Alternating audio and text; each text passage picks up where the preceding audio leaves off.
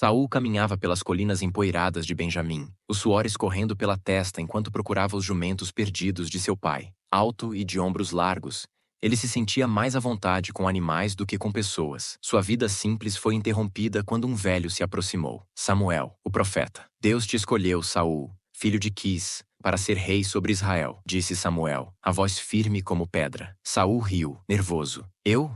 Não sou líder. Minha tribo é a menor. Mas o olhar penetrante de Samuel calou seus protestos, plantando uma semente de destino que ele não podia ignorar. Num bosque afastado, Samuel derramou óleo sobre a cabeça de Saul, o aroma de azeitonas misturando-se ao vento. O Espírito do Senhor virá sobre ti, sussurrou. Saul sentiu um arrepio, um fogo acendendo-se dentro dele, mas a dúvida o corroía. Rei? Ele voltou para casa em Gibeá, de lábios selados, evitando as perguntas do pai. Naquela noite, sonhou com coroas e espadas, acordando com o coração pesado e inquieto. Em Mispá, as tribos se reuniram, clamando por um rei. Samuel lançou sortes, e elas caíram sobre Saul. Ele se escondeu entre as bagagens, seu corpo imponente curvado de medo. Não estou pronto, murmurou enquanto o arrastavam para a frente. A multidão ficou boquiaberta com sua altura, gritando: Vida longa ao rei! Saul forçou um sorriso, as mãos tremendo sob os aplausos, perguntando-se como carregaria tal peso.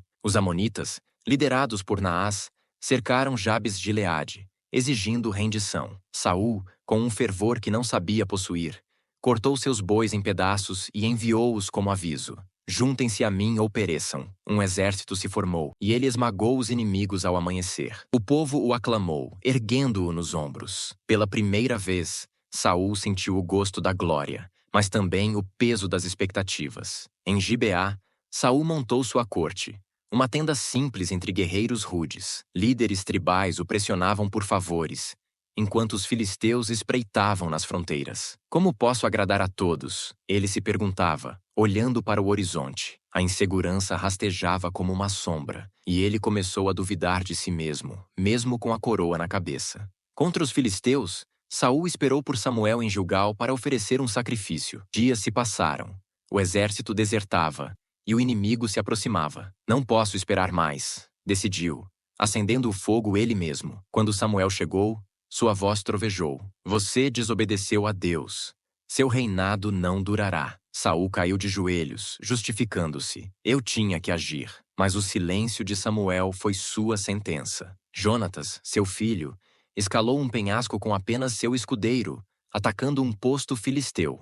A vitória foi milagrosa, mas Saul anunciou: fui eu quem planejou isso. Jonatas apenas sorriu, mas seus olhos traíam a mágoa. Saul viu a coragem do filho e, pela primeira vez, sentiu uma pontada de ciúme misturada com orgulho. Em outra batalha, Saul jurou: ninguém comerá até que eu venha os filisteus mortos. Famintos, os soldados fraquejaram. Jonatas, sem saber, provou mel na floresta. Quando Saul descobriu, gritou: você deve morrer! O povo interveio. Ele nos salvou! Saul recuou, humilhado, percebendo que suas palavras o traíam. Deus ordenou: destrua os amalequitas, tudo deles. Saul venceu, mas poupou o rei Agag e o melhor do gado. É para sacrifício, mentiu a si mesmo. Samuel apareceu, furioso. Obediência vale mais que sacrifícios. Deus te rejeitou. Saul ficou pálido, o chão tremendo sob seus pés enquanto a culpa o engolia. Desesperado, Saul agarrou o manto de Samuel quando o profeta virou as costas. O tecido rasgou,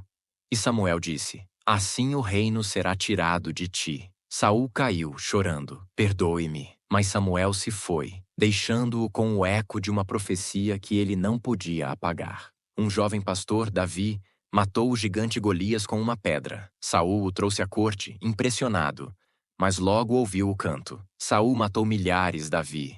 Dezenas de milhares. Seu coração escureceu. Quem é esse garoto? Murmurou, os punhos cerrados, enquanto o ciúme nascia como uma erva daninha. Davi tocava a harpa para aliviar os tormentos de Saul, mas uma voz sussurrava em sua mente: ele te substituirá. Num acesso de raiva, Saul lançou uma lança contra Davi, que desviou por um triz. Foi um acidente, mentiu aos guardas, mas seus olhos traíam o ódio crescente. Saul ofereceu sua filha Mical a Davi, pensando: que ele caia nas mãos dos filisteus. Mas Mical o amava, e Davi prosperava. Você me traiu. Saul gritou para ela. Mas Mical respondeu: Ele é justo. A cada vitória de Davi, o plano de Saul ruía, e seu controle escorregava. Davi fugiu, ajudado por Jonatas e Mical. Saul enviou soldados atrás dele, gritando: Tragam-no morto! Jonatas implorou: Ele é inocente, pai. Saul o esbofeteou: Você escolhe ele em vez de mim?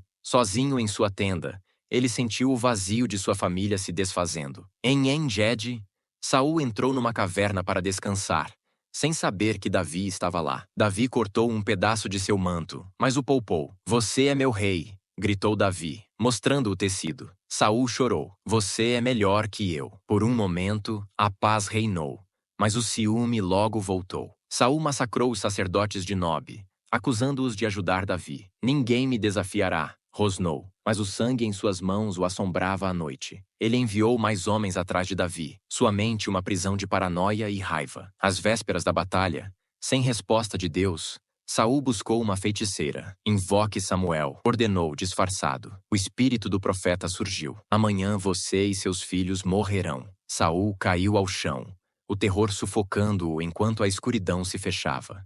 No Monte Gilboa, Saul reuniu Jonatas e seus generais. Lutaremos até o fim, disse Jonatas. Mas Saul apenas assentiu, perdido em pensamentos. Eu falhei com você, murmurou ao filho, os olhos marejados. O peso de seus erros o esmagava enquanto a noite caía. Os filisteus atacaram. Jonatas caiu, depois seus irmãos. Ferido, Saul gritou ao escudeiro: Mate-me! O homem recusou. E Saul se jogou sobre sua espada, o sangue manchando a terra. O rei caiu, seu último suspiro um lamento silencioso. Os filisteus profanaram o corpo de Saul, mas os homens de Jabes de Gileade o resgataram e o sepultaram. Israel chorou seu primeiro rei, um homem de feitos grandiosos e falhas trágicas. Enquanto as cinzas assentavam, o nome de Davi ecoava, um novo amanhecer para um reino partido.